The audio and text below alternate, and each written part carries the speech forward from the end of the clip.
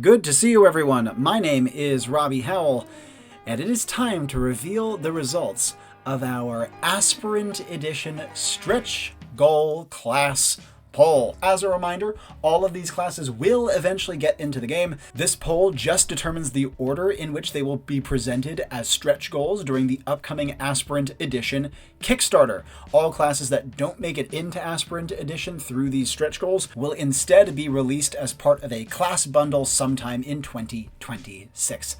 So if one of your favorites didn't make it, don't worry, it will get added eventually, but the ones that are highest up on the list are quite likely to make it into Aspirant Edition, assuming the Kickstarter goes well. Let's dive right on into it. In ranked order, which classes will be first presented as stretch goals for Aspirant Edition? In first place, we have the Voidwalker, double plus reflex, single plus will. This class was first by a wide margin. Remember again that all choices were ranked 1 to 5, and more people chose the Voidwalker as their third place pick than most other classes got in terms of total vote count. So the Voidwalker absolutely smoked the competition and is the most likely class to make it into Aspirant. Coming in second place, we have the Tessernaut, double plus vigor, single plus luck.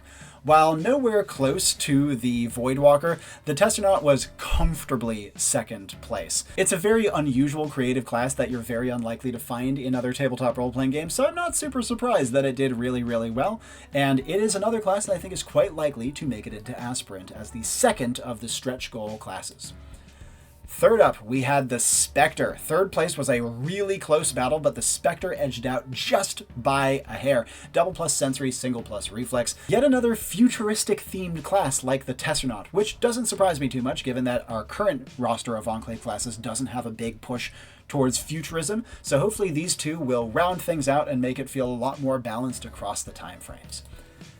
Next up, barely missing out on third place to the Spectre, we have the Swashbuckler, double plus luck, single plus skill. This one was a bit of a dark horse. It wasn't doing well in the early days of the poll and then rocketed up into fourth place at the very, very end. This is another one I think has a very good chance of making it into the game through stretch goals. In fifth place, we have the Swiftcaster, double plus arcane, single plus skill. People love magic, people love dueling, and so a mage duelist is unsurprisingly quite appealing. This one was doing well from the very beginning and kept its place pretty comfortably through most of the poll. Given that it's in fifth place, it's the last of the classes I think has a very good chance of making it into the game, in terms of stretch goals that is, with all the ones after this point being less likely though still distinctly possible. Speaking of which, moving on to sixth place, we have the Striker, double plus skill, single plus vigor. A soccer class is super weird, so I was really surprised how many people liked the idea of it. I think it'll be a really fun and unique addition to the game that's going to be something Enclave can do that a lot of other games just can't. A pleasant surprise that this one got as many votes as it did, comfortably landing it in sixth place. Next up, we have the Woodwoes, double plus might, single plus spirit. For a little while, it looked like the Woodwoes would actually be in third, but it was outpaced at the very end. A well-deserved seventh place for the Woodwoes.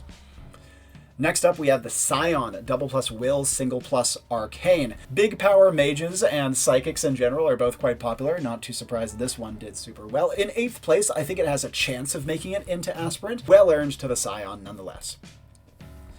Then at ninth place, we have the Artificer, double plus arcane, single plus intelligence. Another pseudo-futurism class with a bunch of magical elements in there. It's going to bring a really different playstyle to the game. So again, I'm not terribly surprised this one did as well as it did. Given that it's in ninth place, it's among the classes that I think has a chance, though not a fantastic one, of making it into Aspirant.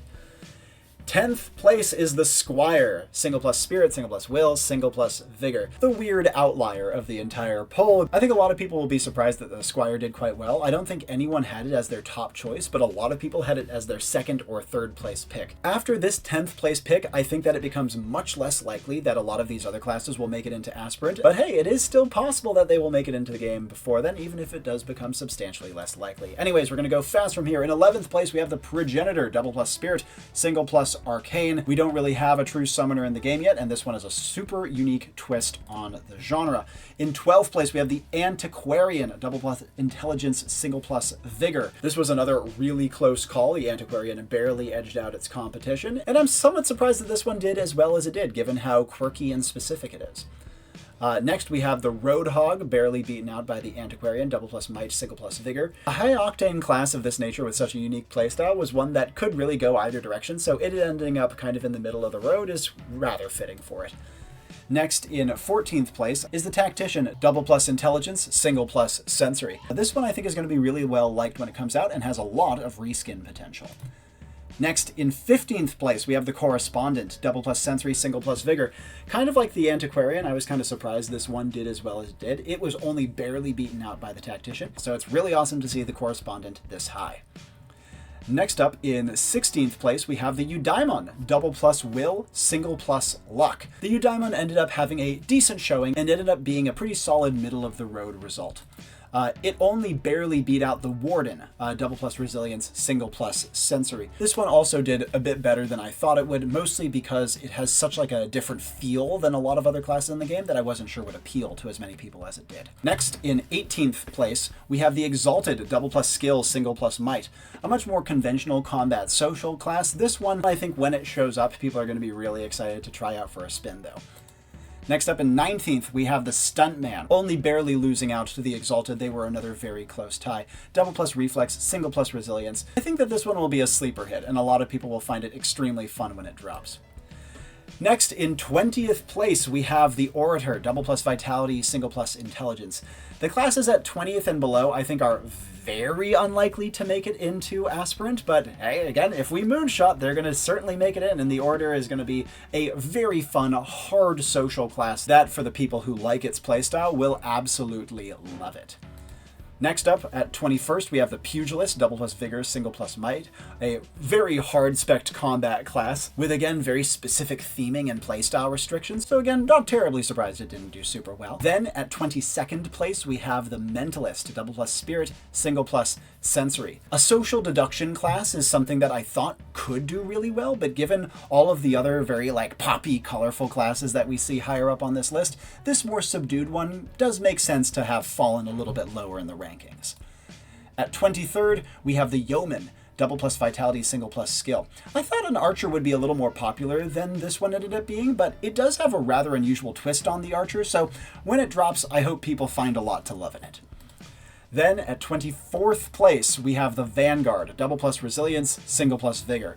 A pure tank class that is really good at brawling in and around combat, maybe is a little too simple for what a lot of Enclave players' tastes tend to line up with, so this one ending up towards the bottom of the list does make a good amount of sense.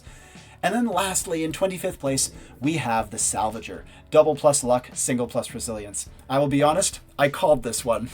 This is not a very glamorous class. I think it'll be super fun when it comes out, but it is nowhere near as flashy and exciting as a lot of the other ones on this list, so it ending up at the very bottom of the list honestly feels very thematically appropriate considering its grounding. And with that, we come to the end of the Aspirant Stretch Goal class poll. Thank you to all who participate in the poll. I hope you're excited to see all of the classes that are added to the game, both in this campaign and next year in 2026. We have so much great content on the horizon for you, so get excited for Aspirant and what comes after for Enclave. I cannot wait to share it with all of you. I have so many plans for this game, and you'll be hearing a lot from me over the coming months. But until then, my name is Robbie Howell, and ciao for now.